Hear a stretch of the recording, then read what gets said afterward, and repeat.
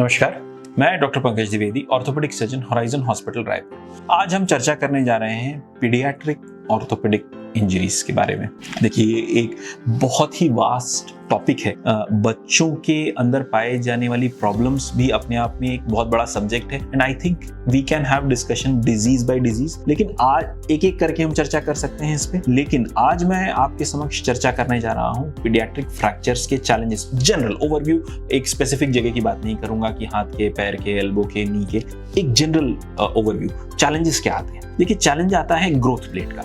Adults और बच्चों में ये फर्क है कि बच्चों के बोन्स ग्रो कर रहे हैं। आपको बहुत कॉशियस होना है जब भी आप उनको फिक्स करते हैं कि कहीं आप उनकी ग्रोथ प्लेट को तो डैमेज नहीं कर दे रहे हैं। तो हो सकता है आपने फ्रैक्चर बहुत अच्छा जोड़ा हो, लेकिन बच्चे की ग्रोथ प्लेट डैमेज हो गई तो हाथ, पैर, घुटना जो भी है जहां पे आपने इंटरवेंशन किया है वो आड़ा टेढ़ा उगने लगेगा, या तो उसकी ग्रोथ सप्रेस हो सकती है। सरप्राइजिंगली कई बार अगर ग्रोथ प्लेट के आसपास काम किया गया हो तो ग्रोथ बढ़ भी सकती है। तो one has to be very cautious. तो हर एरिया के लिए हमारे पास डिक्टम्स हैं कि हम कितने के वायर्स यूज करेंगे। के वायर्स हमेशा स्मूथ, मतलब बहुत बिना स्क्रू सिस्टम के रहेंगे, वो एकदम स्मूथ रहेंगे।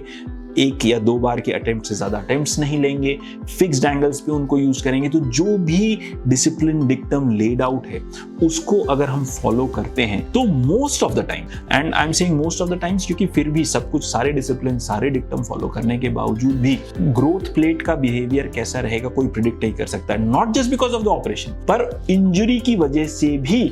कई बार आपने ऑपरेशन हो सकता है बहुत अच्छा किया हो, लेकिन बच्चे को इंजरी ऐसी लगी थी कि उसी समय ग्रोथ प्लेट की डेथ हो गई थी, या उसके सराउंडिंग एरिया का टिश्यू इतना हाइपर एक्टिवेटेड था कि वहां पे हाइपर ग्रोथ होगी इररिस्पेक्टिव ऑफ द सर्जरी। तो हमें वो तो it is always in the hindsight, मतलब बाद में ही समझ में आता है कि कैसा रहेगा, क्या होगा। लेकिन हमें हमारी तरफ से एज ऑर्थोपेडिक सर्जन्स इस बात का ध्यान रखना है कि हम मिनिमम अटेम्प्ट्स में स्मूथ के वायर्स और पिंस का इस्तेमाल करके, डिक्टम को फॉलो करके फ्रैक्चर हीलिंग को डिलीवर करें, और फिर बाकी ग्रोथ प्लेट के बिहेवियर को क्लोजली मॉनिटर करें, और फिर सही वक्त आने पे सही इंटरवेंशन लेकर के उसका भी कोर्स करेक्शन किया जाए, और किया जा सकता है। धन्यवाद। रायपुर का हेल्थ कैपिटल, हॉराइजन हॉस्पिटल।